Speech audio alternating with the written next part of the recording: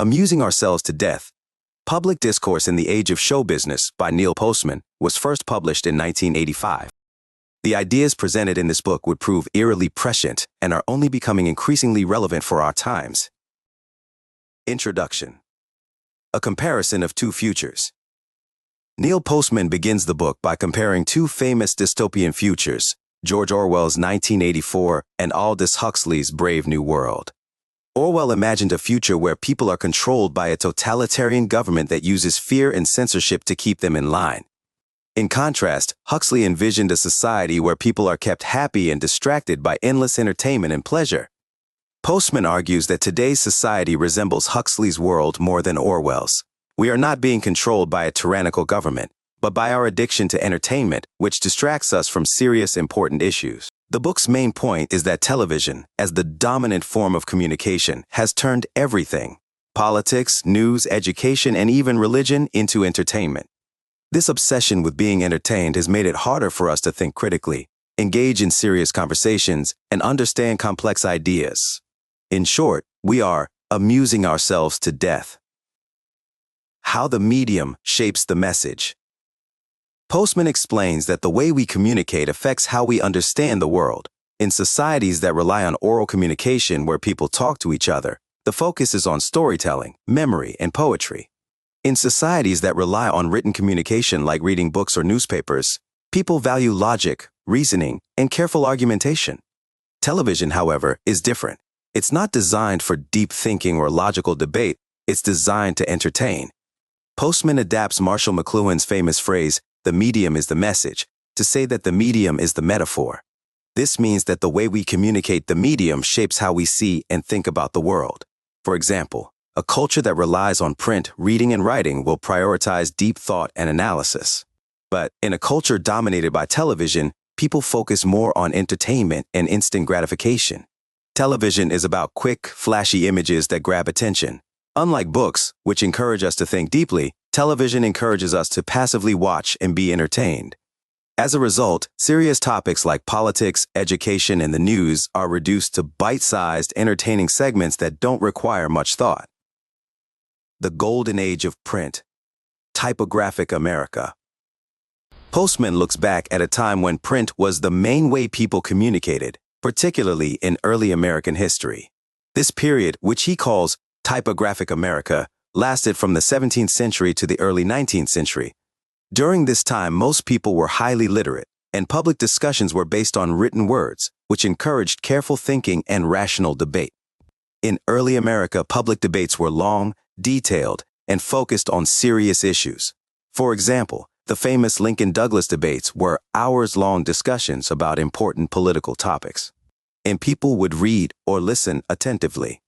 Newspapers, pamphlets, and books were the main forms of communication, and they allowed people to engage deeply with complex ideas.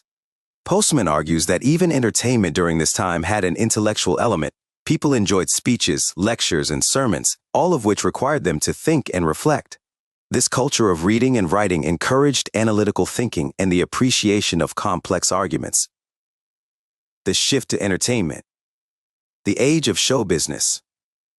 Postman argues that the invention of the telegraph in the 19th century marked the beginning of a shift from deep, thoughtful communication to quick, superficial information. The telegraph allowed news to travel instantly across long distances, which led to an overload of information that wasn't necessarily useful or important. News became more about short, attention-grabbing headlines than detailed, thoughtful analysis. Photography further pushed this shift by making images more important than words. Visual images are powerful and emotionally engaging, but they don't require the same kind of critical thinking as written text.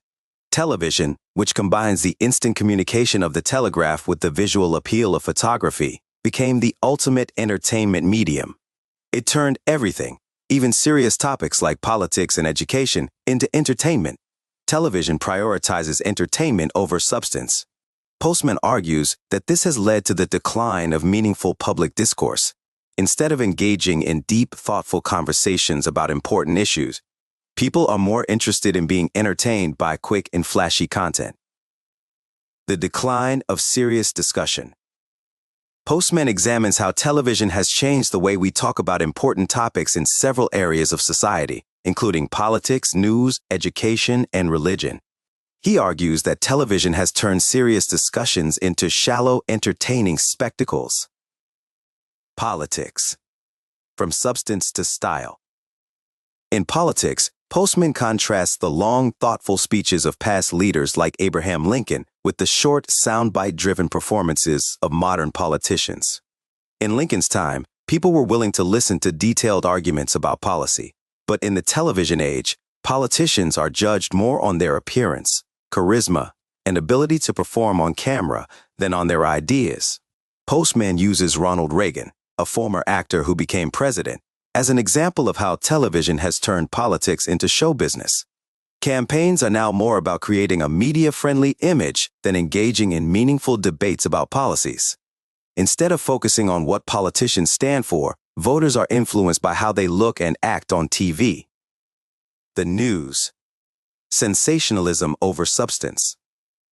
Postman is especially critical of television news, which he argues is more focused on entertaining viewers than informing them.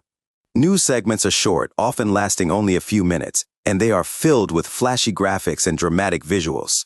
This format doesn't encourage viewers to think critically about the news or understand the context behind the stories. Television news prioritizes stories that are exciting or visually interesting, even if they aren't the most important issues of the day. Sensational stories like celebrity scandals or natural disasters often get more coverage than serious topics like economic policy or social justice. This focus on entertainment has turned the news into a spectacle, where the goal is to keep viewers entertained rather than informed. In addition, TV news often presents facts without enough context, making it hard for viewers to understand the bigger picture. The talking head format, where experts quickly share their opinions on complex issues, further contributes to this lack of depth. Education. Teaching as entertainment. Postman also criticizes how television has influenced education. He argues that TV encourages a style of teaching that prioritizes fun and entertainment over real learning. Educational shows often present information in a flashy, entertaining way, but they don't encourage students to think critically or engage with difficult ideas. True education, Postman argues, requires patience and concentration. It involves wrestling with complex ideas and engaging in deep thought. Television, by contrast, promotes short attention spans and a desire for constant stimulation. As a result, students are less likely to engage deeply with challenging material or develop the critical thinking skills they need. Religion. Worship as a spectacle. Even religion, Postman argues, has been transformed by television. Religious leaders, especially televangelists, have turned religious services into entertainment. Instead of focusing on spiritual guidance or moral instruction, televised services emphasize emotional performances and entertainment value. In the process, Postman argues, the true purpose of religion is lost. Religion becomes just another form of show business, where the goal is to attract viewers and keep them entertained, rather than to offer spiritual guidance or challenge people to think about life's deeper questions. The limitations of television as a medium. One of Postman's main points is that different forms of communication are suited to different types of content. Television, because it's a visual medium, is great at showing images and emotions, but it's not good at conveying complex, abstract ideas. Visual media can grab our attention and entertain us, but they don't encourage the same kind of deep thinking as written text does. Postman argues that television's focus on entertainment is what makes it unsuitable for serious public discussions. It's not just that TV content is shallow, it's that the very nature of television forces everything to be entertaining, even when the topics are important. This is why news, politics, education, and religion are increasingly treated as spectacles rather than serious discussions. Huxley's Dystopia. A World of Distraction. Postman ends the book by returning to the comparison between Orwell's 1984 and Huxley's Brave New World. He argues that Huxley's vision of the future, where people are controlled by pleasure and distraction, not fear and force, best describes our modern world. Television and entertainment have become the tools that distract us from serious issues, making it harder for us to engage in thoughtful, meaningful discussions about the world around us. The real danger, Postman warns, is that as we become more focused on entertainment, we lose our ability to think critically, solve problems, and understand the complex issues that shape our lives.